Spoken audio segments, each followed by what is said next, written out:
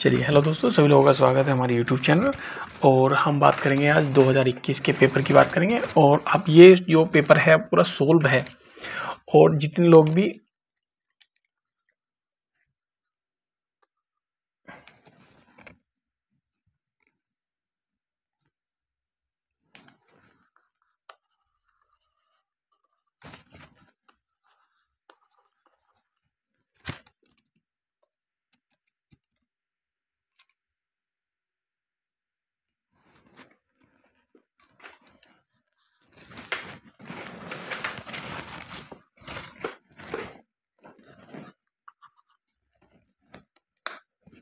ये 1 मिनट रुको जरा। चलो भी, जितने लोग भी हमारे चैनल पे पहली बार हैं, देखो, जितने लोग भी हमारे चैनल पे पहली बार हैं वो सब लोग चैनल को सब्सक्राइब भी कर लेना और बेल आइकन को भी दबा देना, ठीक है। तो मैं आप लोगों से सबसे पहले आज बात करूँगा 2021 का पेपर है उसके बारे में हम डिस्कस करेंगे। और जो लोग यूपी टेट का जो प्राइमरी लेवल का जो तैयारी करते हैं और जूनियर लेवल की जो तैयारी कर रहे हैं, मैथ सभी जूनियर और प्राइमरी लेवल का मैथ पढ़ाया जाएगा। और आप लोग ज़रा ध्यान से समझेंगे तो जो जितने बच्चे कमज़ोर हैं या जितने बच्चे मैथ को मतलब अच्छे तरीके से नहीं जानते या कर नहीं पाते, तो वो लोग हमारे चैनल पे सब चीज़ें क्लियर कर सकते हैं, ठीक है। चलिए, बात करेंगे हम 2021 के पेपर की। और ये हमारा पहला सवाल है, ठीक है। ये हमारा पहला सवाल है, इसको ज़रा ध्यान से समझेंगे, ठीक है। क्वेश्चन नंबर 1 है कि एक त्रिभुज है, ठीक है। यहाँ देखो लिखा हुआ है त्रिभुज ए के मध्य, त्रिभुज ए के क्या है, मध्य है, ठीक। मध्य बिंदु क्या है, ये डी दिया हुआ है, मतलब एक त्रिभुज है, ठीक है। एबीसी के मध्य बिंदु ये डी दिया हुआ है, ठीक है। और ये ई दिया हुआ है और ये क्या है, हमारे एफ दिया हुआ है, ठीक है। याद कीजिए कि कौन सा कथन इसमें से सत्य है। तो ये क्या होता है, देखो इसमें लिखा हुआ है कि त्रिभुज डी ई एफ का क्षेत्रफल जो बीच वाला है, जो बीच वाला बचा है हमारे पास डी ई और एफ, ठीक है। ये त्रिभुज है, ये त्रिभुज किसके बराबर है, 1/3, यानी कि 1/3 त्रिभुज ए बी सी के। तो यानी कि जो पूरा त्रिभुज है, ये पूरा बड़ा वाला जो त्रिभुज है, इस बड़े वाले त्रिभुज का 1/3 है ये वाला, ठीक है। तो ये चेक करना कि क्या इसका सही आंसर जाएगा। देखो इसमें सॉल्यूशन भी दिया हुआ है, ठीक है। पूरा का पूरा सवालों का सॉल्यूशन दिया हुआ है, जरा ध्यान से समझेंगे, ठीक है। इसमें क्या है, इसका जो सही आंसर हो जाएगा ऑप्शन, क्योंकि देखो 1 2 3 4, ठीक। ध्यान से समझेंगे, देखो एक त्रिभुज ये बना हुआ, 2 त्रिभुज ये, तीसरा ये और चौथा ये, तो सारे के सारे बराबर हैं। तो बट एक ये अकेला एक त्रिभुज ही तो है, ठीक है। ये अकेला त्रिभुज हो गया, टोटल 4 त्रिभुज हैं, तो वो पूरे में से कितना 4 जाएगा, तो इसका कितना जाएगा 1/4 त्रिभुज ए बी और सी। तो इसका जो सही आंसर हो जाएगा, यानी कि 1/4 आ जाएगा त्रिभुज एबीसी का क्षेत्रफल, किसका, डी ई एफ का जो क्षेत्रफल आएगा। तो इस हिसाब से क्या है, इसका ऑप्शन नंबर कौन सा, डी बिल्कुल करेक्ट आंसर हो जाएगा, ठीक है। आप लोग इसका सोल्यूशन देखो क्या लिखा हुआ है, सोल्यूशन देखो ध्यान से जरा क्या है। सोल्यूशन में क्या दिया हुआ है, सोल्यूशन में ये दिया हुआ है कि ये त्रिभुज दिया हुआ है एक, ये सब अलग अलग मान ली, ठीक है। मध्य बिंदु आता है,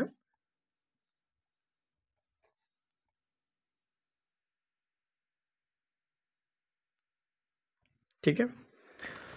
ये क्या है, इसका मध्य बिंदु आता है। तो जब मतलब एक रेखा है, इसके बीच में जो मध्य बिंदु आते हैं, तो ये जो त्रिभुज बनता है, तो इसका ये फॉर्मूला होता है कि ये त्रिभुज का जो क्षेत्रफल होता है ये 1/4 होता है टोटल के, ठीक है। ये आपको याद रखना है, ठीक है। अगला क्वेश्चन है क्वेश्चन नंबर 2 है, जरा ध्यान से समझें। क्वेश्चन नंबर 2 में क्या है, यदि किसी दिए गए आंकड़े का समांतर माध्य है, क्या है, समांतर माध्य ए दिया हुआ है, ज्यामितीय माध्य जी दिया हुआ है, हरात्मक माध्य एच दिया हुआ है, ठीक है।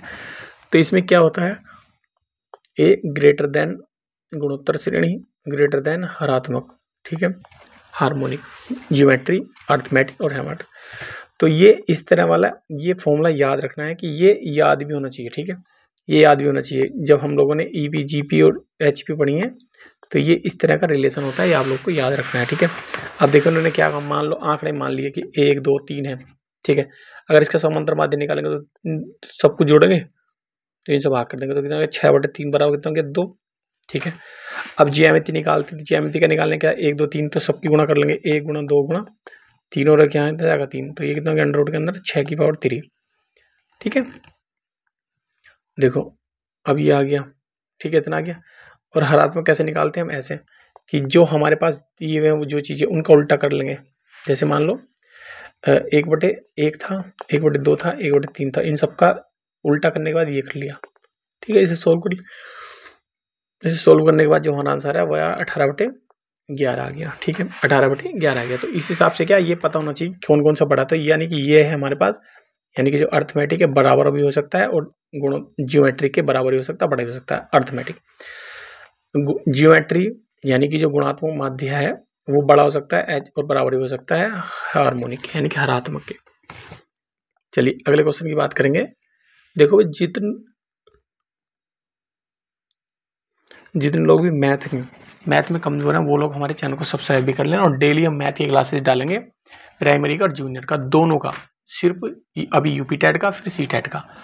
हमारा अब हमने एक काम शुरू किया है कि हम अपने यूट्यूब के चैनल के माध्यम से सिर्फ और सिर्फ यूपी टेट और सी टेट का सिर्फ और सिर्फ मैथ पढ़ाएंगे। ठीक है, यूपी टेट और सी टेट का जूनियर प्राइमरी दोनों तरह का। ठीक है, यूपी टेट का प्राइमरी जूनियर दोनों, सी टेट का प्राइमरी जूनियर दोनों तरह का सिर्फ मैथ पढ़ाएंगे। ओनली मैथ का चैनल हो गया ये, सिर्फ और सिर्फ अकेला मैथ पढ़ाया जाएगा यहाँ। ठीक है, यदि दो संख्याओं का अंतर और गुणनफल, यदि दो संख्याओं का अंतर तथा गुणनफल क्रम से 5 और 36 हो तो उनके व्युत्क्रमों का अंतर ज्ञात करो। तो इसमें देखो कैसे सोल्व किया हुआ।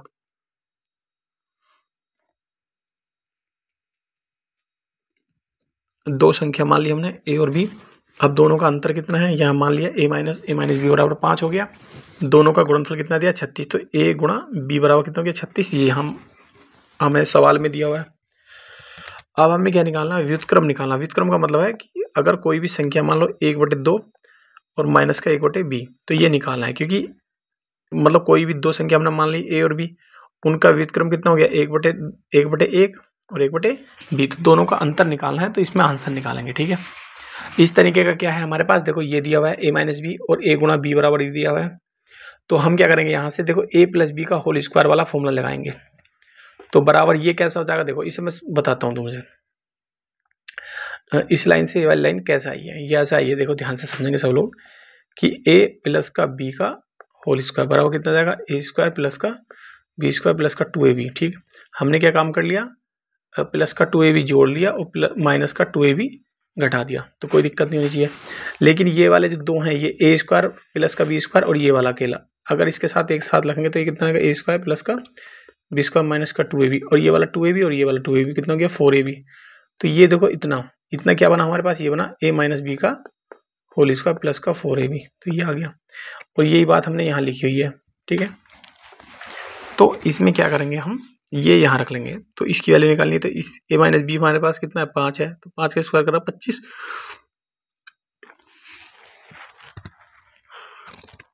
a गुणा b बराबर हमारे पास कितना दिया हुआ है 36 दिया हुआ है। तो यहाँ से यहाँ क्या है, हमने 4 इसकी जगह 36 रख लिया, और a माइनस बी का यानी 5 है, 5 का स्क्वायर करके 25 आ गया। इधर a प्लस बी का होल स्क्वायर है, इन सबको जोड़ने के बाद हमारे पास आया 169। तो ये स्क्वायर है तो स्क्वायर आ गया, अंडर रूट में आ गया भाई, अंडर रूट 169 आ गया। और इसे बाहर निकालेंगे तो a प्लस बी बराबर कितना गया 3 आ गया। अब हमारे पास इक्वेशन मिली a प्लस बी बराबर कितना हो गया 13, और a माइनस बी बराबर कितना मिला हमारे पास 5। तो इसे सोल्व करेंगे तो कट गया, तो 2a बराबर कितना हो गया हमारे पास, ये हो गया 18। तो a बराबर कितना हो गया 18/2, तो a बराबर कितना गया हमारे पास आ गया 9, a बराबर आ गया 9। 9 की वैल्यू क्या है, हम चाहे तो इस वाली में रख लो चाहे दूसरी वाली में। तो पहली क्वेश्चन में अगर हम a की वैल्यू 9 रखेंगे तो यहाँ a माइनस बी बराबर कितना हमारे पास 5 है, तो a की जगह कितना गया 9 माइनस बी बराबर कितना हो गया 5, तो माइनस बी बराबर कितना गया 5 माइनस के 9, तो b बराबर कितना गया हमारे पास 4।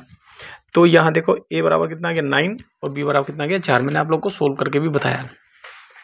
हमें क्या निकालना था, ये वाला a माइनस बी, तो यहाँ निकाल के देता हूँ मैं। ठीक है, तो a माइनस 1/a की मतलब कितना जाएगा 1/9।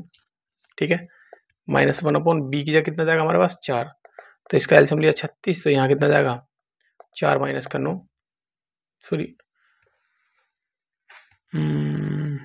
उनके व्युत्क्रमों का अंतर बताना है। तो देखो अगर हम इसे सोल्व करेंगे तो हमारे पास कितना आएगा, माइनस का 5/36 आएगा, लेकिन माइनस का है नहीं, तो इसका जो सही आंसर है ऑप्शन नंबर क्या है सी लेना पड़ेगा, क्योंकि हमें क्या है 1/9 में से घटाया था हमने, और इन्होंने क्या घटा दिया 1/4 में से घटा दिया। अंतर निकालना तो बड़ी वाली संख्या में छोटी वाली घटाएंगे तो 1/4 आ जाएगा। 1/4 जो है वो 1/9 से तो बड़ी है ना, तो 1/4 में से इन्होंने घटा दिया। ठीक कर रहा वो भी सही है।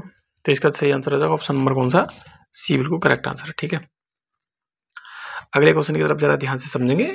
20वीं सदी यानी कि 2021 का जो पेपर था प्राइमरी लेवल का, उसमें मैथ जो आया था वो बहुत आसान आया था। जैसे 20वीं सदी के स्वशिक्षित भारतीय गणितीय प्रतिभावान कौन थे, तो 20वीं सदी के स्वशिक्षित भारतीय गणितज्ञ कौन थे, इसका सही आंसर हो जाएगा वो है श्रीनिवास रामानुज। सही आंसर इसका ऑप्शन नंबर क्या है, ये बिल्कुल करेक्ट आंसर हो जाएगा। ये आप लोग को याद रखना है।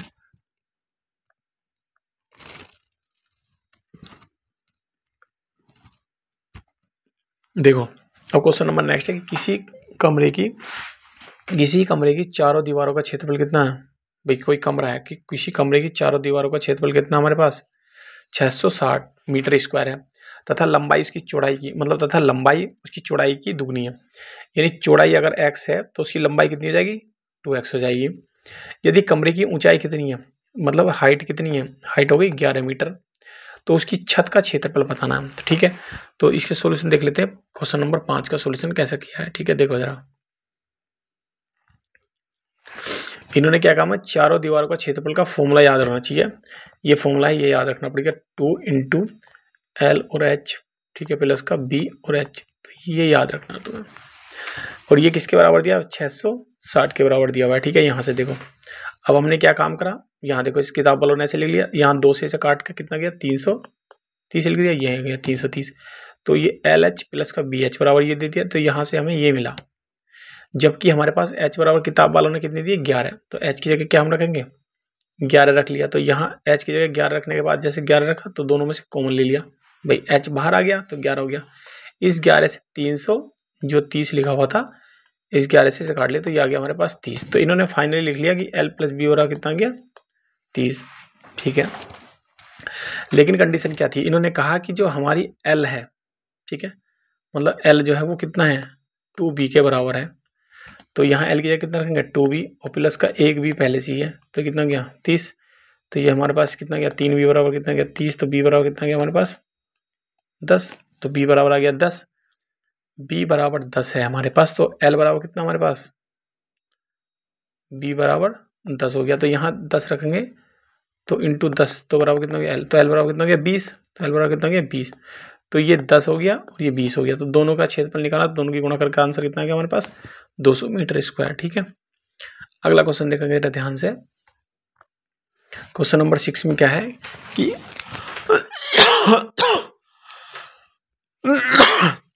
इसमें देखो क्या है, इसमें लिखा हुआ 10 की पावर 3x बराबर कितना गया 125 है। तो यहाँ से देखो इसमें सॉल्यूशन कैसे करा, यहाँ देखो सॉल्यूशन कैसे करा, तो इसका मतलब ये क्या, यहाँ जो है ये 125 है, 125 को कैसे लिख लिया हमने, 125 को कैसे लिख लिया हमने, लिख लिया 5 की पावर हाँ देखो यहाँ एक तरीका और अच्छा है, पूछा गया है, ये पूछा हमसे कि x की पावर रुको एक मिनट, हाँ पूछा क्या,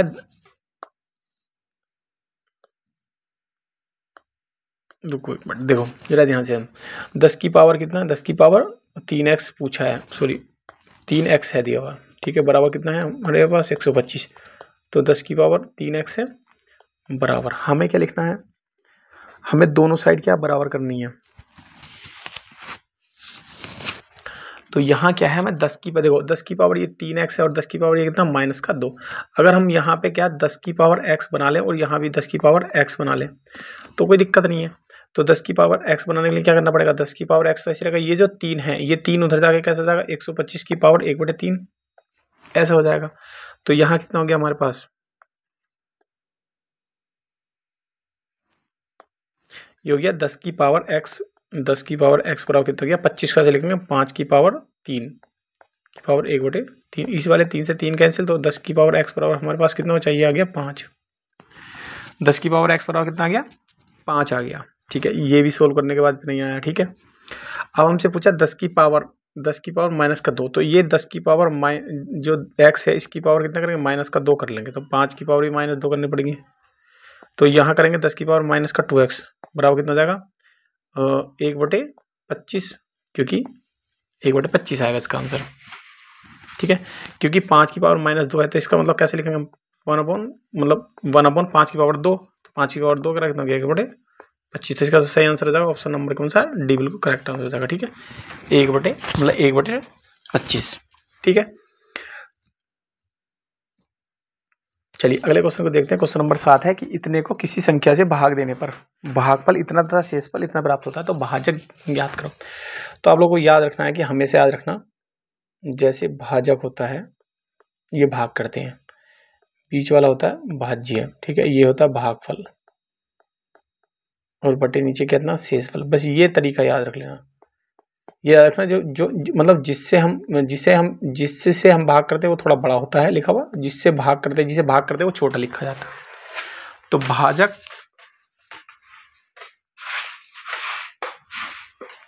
ठीक है, तो ये क्या है, भाजक, भाज्य, भागफल और शेषफल, ये पता होना चाहिए, ठीक है।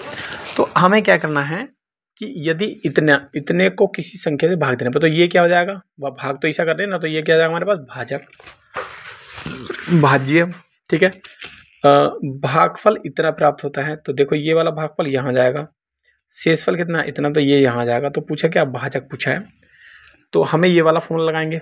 देखो भाई भाजक ये वाला पूछा है, ठीक है, बाकी सब चीज़ें दी हैं, तो यहाँ हम ये रखेंगे 6775, 16,075, और भागफल कितना है 169, ठीक है, और शेषफल कितना हो गया इतना। तो मान लो इसे, ये मान लो x है, तो हम इस से गुणा करते थे और इसे जोड़ते थे, जब जाएगा ये बीच वाला आता था, ठीक है। तो यहाँ फॉर्मूला ये इसी तरह लिखा हुआ, या ये भी आप लोगों को याद रखना है। तो देखो ये यहाँ रख लिया, इसकी गुणा इस x की गुणा इससे कर लिया 106,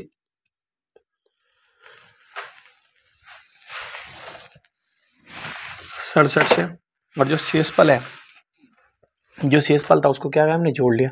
तो इसको जब हम सोल्व करेंगे तो देखो इतना 75 है, ये 43 में घटाया तो हमारे पास 16,032 बचा, और 167 ये है, ठीक है। इस 67 से क्या है, इसे भाग करा तो x बराबर कितना आया हमारे पास, ये आ गया 96, ठीक है।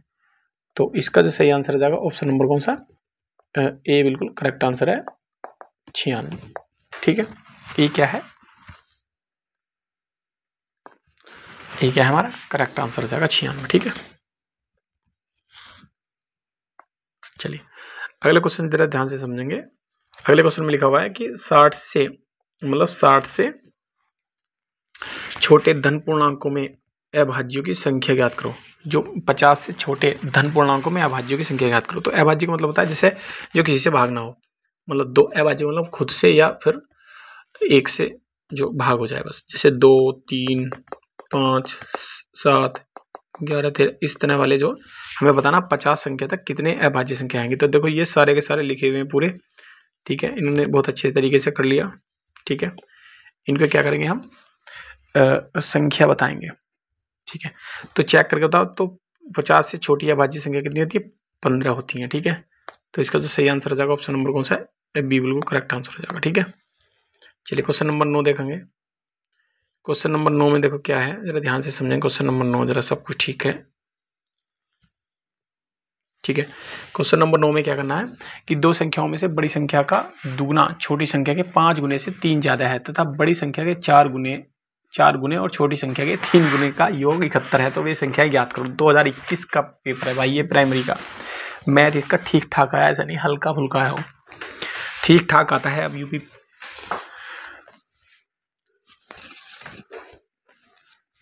प्राइमरी में मैथ भी ठीक ठाक आता है।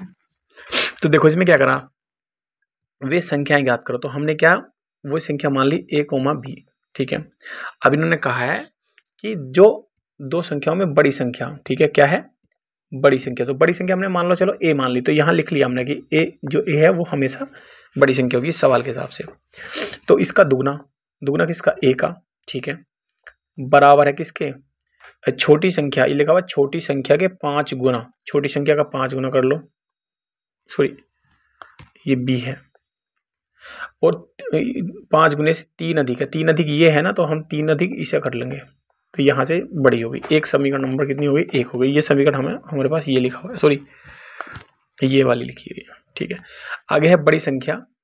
बड़ी संख्या देखो ये है, बड़ी संख्या a है, तो उसका क्या 4 गुना कर दिया, और छोटी संख्या के 3 गुने से, बराबर में कितना हो गया,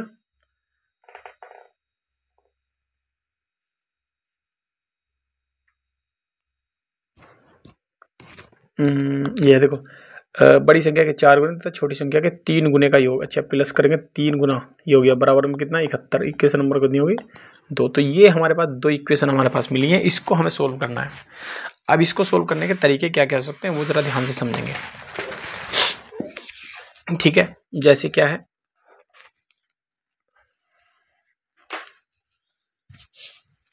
इसको हम सोल्व करने के तरीके क्या क्या हो सकते हैं जरा ध्यान से समझेंगे। देखो ये 2 इक्वेशन है, एक ये है एक ये है, ठीक है। तो इन्हें सोल्व करने के लिए क्या करना पड़ेगा, देखो भाई यहाँ 2 है और यहाँ कितना 4, तो यहाँ भी क्या 4 बनाना पड़ेगा, तो इस समीकरण को क्या 2 से भाग करना पड़ेगा। यहाँ से जगह बनी है, मैं यहाँ लिख लेता हूँ थोड़ा थोड़ा।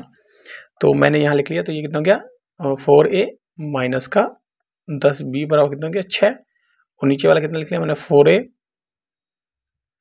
प्लस का 3b बराबर कितना हो गया 71। तो इसे सोल्व करेंगे माइनस माइनस माइनस, तो ये आपस में कैंसिल, तो माइनस माइनस कितना हो गया माइनस का 13b। तो अब कितना हो गया 71 में से 6 चलेंगे तो कितने बचेंगे हमारे पास माइनस का 65। तो 13 पंजे 65, तो b बराबर कितना गया हमारे पास 5 आ गया। तो b बराबर देखो यहाँ भी 5 ही आया। तो आशा करता हूँ ये वाली चीज़ें आप लोगों को समझ में आ गई होंगी। ठीक है, अब b की वैल्यू हम यहाँ रखेंगे, किसकी b की वैल्यू मान लो हमने यहाँ रख दिया। ठीक है, तो देखो जरा अब यहाँ रखेंगे b की वैल्यू, तो b की वैल्यू 5 पंजे 25, 25 और 3 कितना हो गया 25 और 3 28। अब 2 से इसे भाग करेंगे तो ये कितना आ जाएगा हमारे पास 14। तो a बराबर कितना हो गया 14 हो गया। तो b बराबर 5 है, a बराबर कितना 14 है, तो यही पूछा है। तो a बराबर कितना गया 14 और b बराबर कितना गया 5। तो इसका ऑप्शन नंबर क्या है ए, बिल्कुल करेक्ट आंसर हो जाएगा। ठीक है,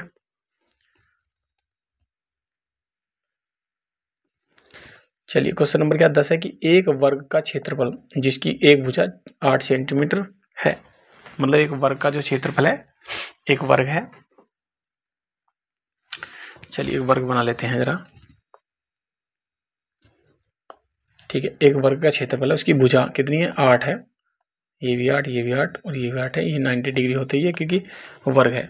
ठीक है, अब उस वर्ग का क्षेत्रफल जिसकी भुजा 8 है उस आयत के क्षेत्रफल के बराबर, एक आयत भी है, आयत भी ले लेते हैं। चलो एक आयत ले लिया हमने, एक आयत के क्षेत्रफल के बराबर, यानी कि ये जो आयत है इसके क्षेत्रफल के बराबर है। आयत का क्षेत्रफल कितना L इंटू बी होता है, जिसकी लंबाई कितनी है 16 होती है। लंबाई मतलब 16 लिख दो, 16 हो गई, चलो बी है चले। तो आयत की चौड़ाई याद करो, तो चौड़ाई बी निकालनी है, तो इसका ऊपर वाले का क्षेत्रफल पता होना चाहिए। 8 है ना, तो 8 का स्क्वायर करेंगे तो 64 आ जाएगा। लेकिन ये 64 किसके बराबर है, इसके बराबर है। तो हम लिखेंगे 64 बराबर कितना गया 16 बी। तो 16 से कटेंगे, 16 चौका 64, तो बी बराबर कितना गया हमारे पास 4। आंसर कितना गया ऑप्शन नंबर क्या है सी, बिल्कुल करेक्ट आंसर हो जाएगा। ठीक है, आगे क्वेश्चन नंबर 11 देखो, तो इसमें बराबर लिखा हुआ है, ये इसके बराबर है, तो बताना कि इसकी वैल्यू कितनी है। ठीक है, अगर सिंपल तरीका देखो क्या है, ए के नीचे 3 है, बी के नीचे 4 है, इसी के नीचे 7 है, तो यहाँ लिखेंगे 3, ए की जगह 3 लिख दिया, प्लस बी के स्थान पर कितना लिख दिया 4, प्लस सी के स्थान पर कितना 7 बटे में सी कितना है 7। तो देखो 3 और 7, 3 और 4 7 और 7 14, 14 बटे 7, इससे से भाग करेंगे तो आगे हमारे पास 2 आंसर हो गया। ऑप्शन नंबर क्या है ए, बिल्कुल करेक्ट आंसर है। ठीक है, एक सवाल पूछा जाता है हमेशा कैलेंडर से, सॉरी हाँ कैलेंडर से पूछा जाता है, हमेशा हर साल पूछा जाता है।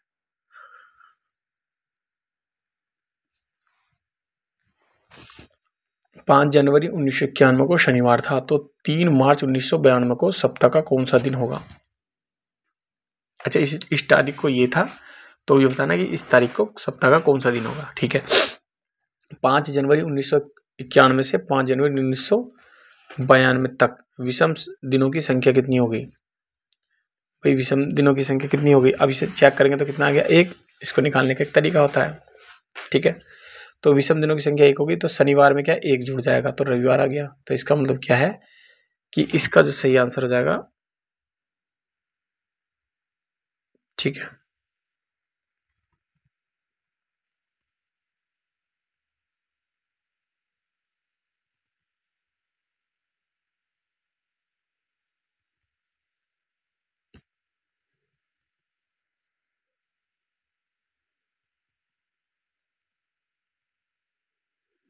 तो इसका अभी फिलहाल ये याद रखना कि इसका कितना आंसर मंगलवार है। ठीक है, रीजनिंग वाले सवाल बहुत अच्छे रीजनिंग वाले मास्टर साहब बहुत अच्छे तरीके से करेंगे, ठीक है। चलिए क्वेश्चन नंबर क्या है 13, जरा ध्यान से समझेंगे। ये लिखा हुआ है तो इसको थोड़ा सा सोल्व करके बताना है कि कैसे सोल्व होगा। तो इसके मैं बता देता हूँ, देखो ध्यान से जरा कैसे सवाल होगा, ठीक। इस तरीके के सवाल करने के लिए क्या फंडा होता है, जरा ध्यान से समझेंगे, ठीक है। देखो इसमें क्या है, जरा ये ऊपर पावर कितनी है माइनस का, ये कितना माइनस का 3। तो इसे सोल्व करेंगे तो कितना जाएगा हमारे पास, तो ये जाएगा हमारे पास 3 की पावर 3, ठीक है, माइनस। अब ये 4 है, 1/4 माइनस, तो ऊपर आ जाएगा 4 की पावर 2, तो 4 की पावर 2 लिख देंगे हम ऐसे, लेकिन ब्रैकेट बंद कर देंगे, डिवाइड बाई में। तो इसे 4 को लिखेंगे तो कितना है, 4 की पावर 3 आ जाएगा, ठीक है। तो 3 की पावर 3 का मतलब 27 और 2 की पावर 4 की पावर 2 का मतलब 16, ठीक है। बटे में कितना जाएगा, 4 की पावर 3 का मतलब 4 चौक 16, 16 चौक का 64, तो 64 आ गया, ठीक है। अब 27 में 16 घटाएंगे तो कितना बचा हमारे पास, 11, 11/64 है। तो 11/64 है कहीं आंसर, तो ठीक है, सही आंसर है उसका ऑप्शन नंबर क्या है, ऑप्शन नंबर क्या, सी बिल्कुल सही आंसर हो जाएगा, ठीक है। सी क्या है, बिल्कुल सही आंसर हो जाएगा, ठीक है। आगे देखो,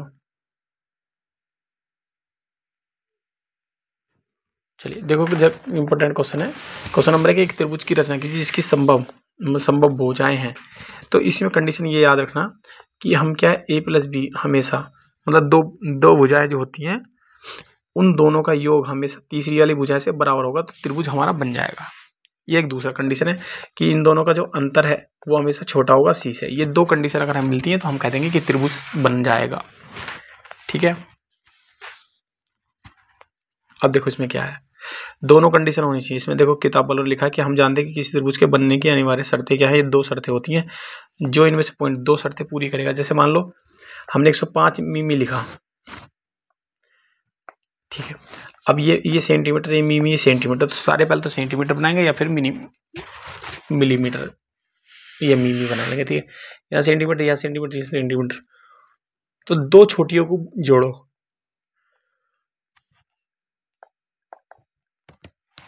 इन दोनों को जोड़ेंगे तो कितना क्या, ये हो गया हमारे पास 8.8, कितना हो गया 8.8। तो 8.8 तो तीसरे वाले से छोटा है, तो इसका मतलब ये वाली बात मतलब ये वाली बात क्या है, ये तो गलत है, ठीक है। अब देखो जो 2 छोटी 3 और 3 6 दोनों बराबर में, ये बात भी गलत है, ठीक। अब इसमें क्या है, मिमी सेंटीमीटर का लफड़ा अभी तो हमें पता नहीं है, पहले हम नीचे वाले का चेक कर लेते हैं। ये देखो 2 छोटी भुजा कौन सी, ये वाली, सॉरी मतलब एक ये है एक ये है, तो वही 4.6 और 5.9 जोड़ लो, ठीक है। जोड़ने के बाद चेक करेंगे तो 9 6 कितना हो गया, 9 6 15 से लगा 1 और ये हो गया 10, तो 10.4 हो गया। लेकिन इन दोनों का जोड़ जो है वो तीसरी वाली से इस वाली से 6.3 से यानी कि बड़ा है। तो पहली बात तो इसकी कंडीशन हाँ ठीक है, हो सकती है, मतलब ये ऑप्शन ठीक हो सकता है, इसमें तो सही दिया हुआ है, ठीक। लेकिन इसकी एक कंडीशन और भी है, ये है कि बड़ी में से छोटी घटाओ, जो बड़ी है बड़ी में से छोटी घटा दो, लेकिन जो है वो बड़ा उससे जो तीसरा है वो ज्यादा बड़ा होगा, ठीक है। देखो जैसे ये इन्होंने कर लिया, इस हिसाब से इसका जो ऑप्शन नंबर क्या है, डी बिल्कुल सही आंसर हो जाएगा, ठीक है। चलिए अगला क्वेश्चन देखते हैं, क्वेश्चन नंबर क्या है 15वां है, ठीक। क्वेश्चन नंबर क्या है 15वां। आज की वीडियो में हम 15 सवाल ही करेंगे, और 15 सवाल जो है हम अगली वीडियो में करेंगे, ठीक है। आज की वीडियो में 15 सवाल सोल्व करेंगे, और अगली वीडियो में नेक्स्ट वीडियो में जो मैथ का जो प्राइमरी का जो मैथ पढ़ाने के लिए हमने जो 2021 का जो पेपर सोल्व किया है, आज ये 15 सवाल, आज के 15 सवाल नेक्स्ट वीडियो में करेंगे, ठीक है। तो 15 नंबर देखो जरा क्या है, इसमें आरोही क्रम में, आरोही क्रम का मतलब पहले छोटा फिर उससे बड़ा फिर उससे बड़ा फिर उससे लास्ट में क्या सबसे बड़े की तरफ हम चढ़ते हैं, ठीक है। देखो अब इसमें पता होना चाहिए कि कौन सी चीजें बड़ी है। देखो इन्होंने किताब वालों ने बहुत अच्छे तरीके से करा, देखो जरा इन्होंने क्या करा, 3 की पावर अंडर है, तो इसका मतलब ये 2 है, तो इसका मतलब क्या 3 की पावर 1/2, फिर दूसरी में लिखा 4 की पावर कितना हो गया 3/2,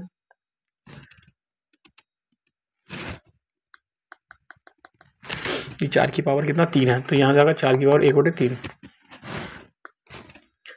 1/3। अब इसमें कितना दूसरे में 5 की पावर 1/4, ये लिखा हुआ 3 की पावर, देखो ये लिखा हुआ है 3 की पावर 1/2, 4 की पावर 1/2 इंटू 5 की पावर 1/4। ये सब चीज़ें हैं, ठीक। तो इसमें क्या करना हमें, देखो जो 1/2 है, 1/2, 1/3, 1/4, इन सबको क्या अलग अलग एक साथ कर लेंगे। तो 2, 3 और 4, तो 2, 3 और 4 इनका जो लेस आएगा वो कितना जाएगा हमारे पास, 12 जाएगा। तो हमें ऊपर वाले क्या 12 से गुणा कर लेंगे, ठीक है। क्या कर लिया हमने, 12 से गुणा कर ली सब में। 4 की पावर 1/3 गुणा 12, 5 की पावर 1/4 गुणा 12। तो इसे सोल्व कर लेंगे। तो 2 से काटा 6, 3 से काटा 4, इससे काटा तो 4 से काटा 3, तुम्हारे पास कितना हो गया 3 की पावर 6 इंटू 4 की पावर 4 इंटू 5 की पावर 3। तो ये देखो इसमें क्या क्रम क्या होगा, इसमें सबसे ऊपर की पावर हमने बराबर करी थी, ठीक है। तो यहां से हमें ये मिल जाएगा कि अंडर रूट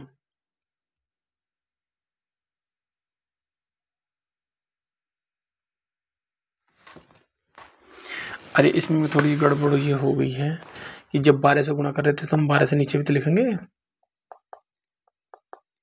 तो यहाँ 12 है,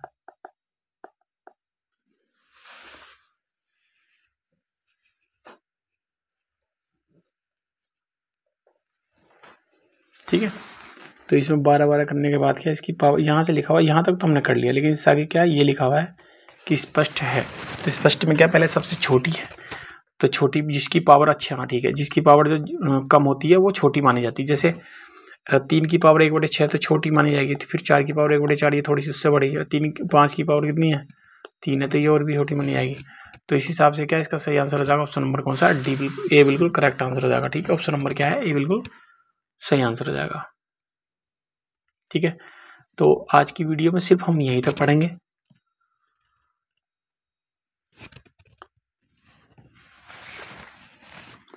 मैं आप लोगों को एक मोबाइल नंबर बताता हूँ। तो ये मोबाइल नंबर पर आप व्हाट्सअप करके आप लोग नोट्स ले सकते हैं। 2 चीज़ के नोट्स मिल सकते हैं, SST और अभी फ़िलहाल साइंस के नोट्स मिल सकते हैं। और ये साइंस के नोट्स मिलेंगे हमारे 99 में, और SST के कितने में 99 में PDF मिलेगी। आप लोग उससे बाहर बिल्कुल भी सवाल नहीं जाएगा, ठीक है। चलिए नेक्स्ट वीडियो में हम इससे आगे के जो 15 सवाल हैं उनको सोल्व करेंगे, ठीक।